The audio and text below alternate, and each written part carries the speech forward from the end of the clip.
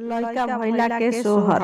सोने के खरौआ राजा रामचंद्र चटा चटरा करे कोशिला के महले गइले हो। ए माता भर मुँह दी नायसी सहमहु बनवा जाइबि हमहु बनवा जा। सोने के खरौआ राजा रामचंद्र चटरा करे कोशिला के महले गइले हो। ए माता भर मुँह दिही नायसी सहमहु मधुबने जाइबि हमहु बनवा जाई। आतना बचन कोशिला सुनेली सुनहि ना पावेली हो। ए बबुआ जाए के जइह मधुबनवा लवटी घरवा चली अइह लवटी घरवा चली हो। सोने के खरौआ राजा रामचंद्र सुमित्रा की महले गइले हो। ए माता भर मुँह दिही आशीर्वाद हमहु बनवा जाइबि हमहु बनवा जा। आतना बचन माता सुनेली सुनहि ना पावेली हो। ए बबुआ जाए के जइब मधुबनवा लखन के संगवा ले जइह लक्ष्मण के संगवा ले जइह हो। ए बबुआ जाए के जइह मधुबनवा लक्ष्मण के लियले जइह लक्ष्मण के लियले। सोने के खरौआ राजा रामचंद्र के कई महले गइले हो। ए माता भर मुँह दिना आशीर्वाद हमहु बनवा जाइबि हमहु बनवा जा। आतना बचन के कई सुनेली मने मने हुलसेली नए नकजर कइले हो। ए बबुआ जाए के जइह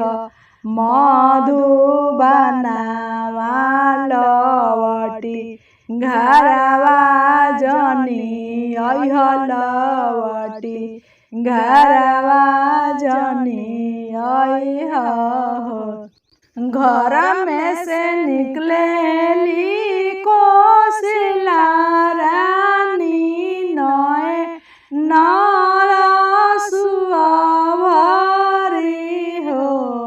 ए मेघ जनी तू बरस मधुबनवा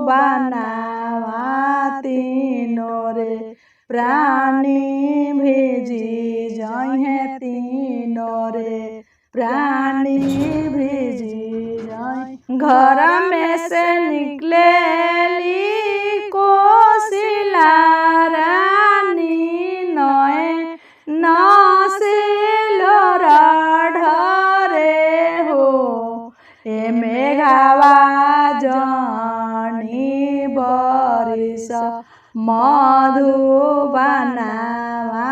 तीनो रे प्राणी भिजी जइहे तीनो रे प्राणी भी।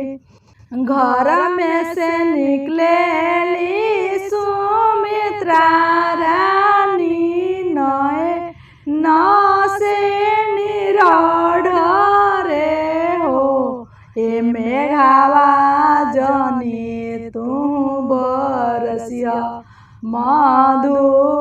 मधुबनवा तीनो रे प्राणी दुख में तीनो रे प्राणी दुख।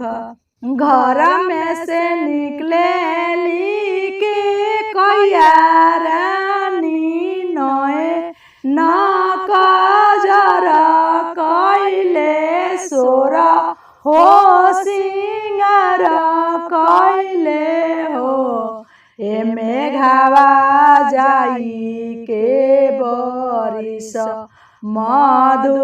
मधुबनवा तीनो रे प्राणी भिजो तीनो रे प्राणी भी। के मोरा भिजेला बाबूरा तारा के मोरा बेली तारा हो ए लालना के मोरा भिजे लाय शोक तर तीनो प्राणी दुख में तीनो रे प्राणी दुख। राम जे भिजेले बाबूर तार लक्ष्मण बेली तरवा हो ए लालना सीता सुंदरी भिजे लिया शोक तर तीनो रे प्राणी दुख से तीनो रे प्राणी दुख में।